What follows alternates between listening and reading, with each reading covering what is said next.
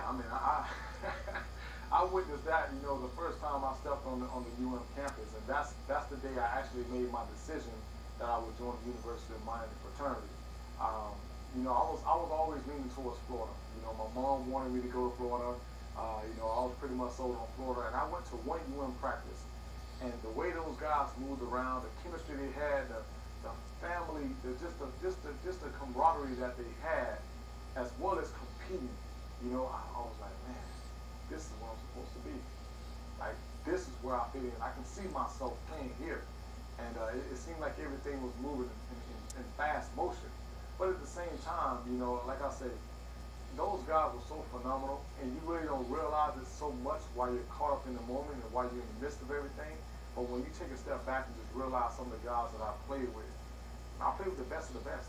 I played with the best of the best at the collegiate level. I played with the best of the best at the professional level.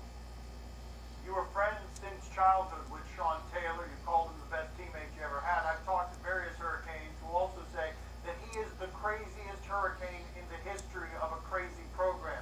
Can you give us a Sean Taylor story that would illustrate how everybody was a little bit afraid of Sean? Well, Sean was a different dude. Sean was a different dude. He was a dude, had a big heart. I mean, if Sean could give you the world, he really would.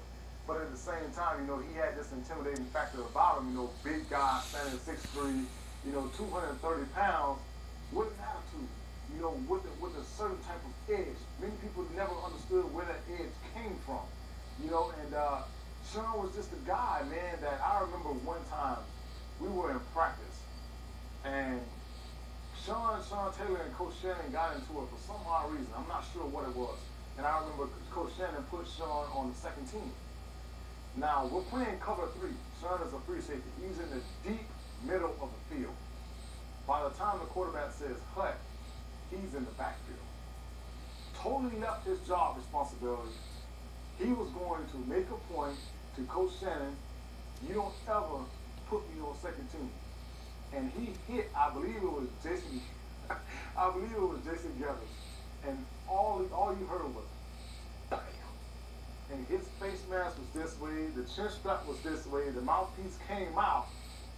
Sean, you're supposed to be in the middle of the field. He does not care. He doesn't care. Coach Shannon just laughed, yelled at him, get in the locker room, get in the locker room.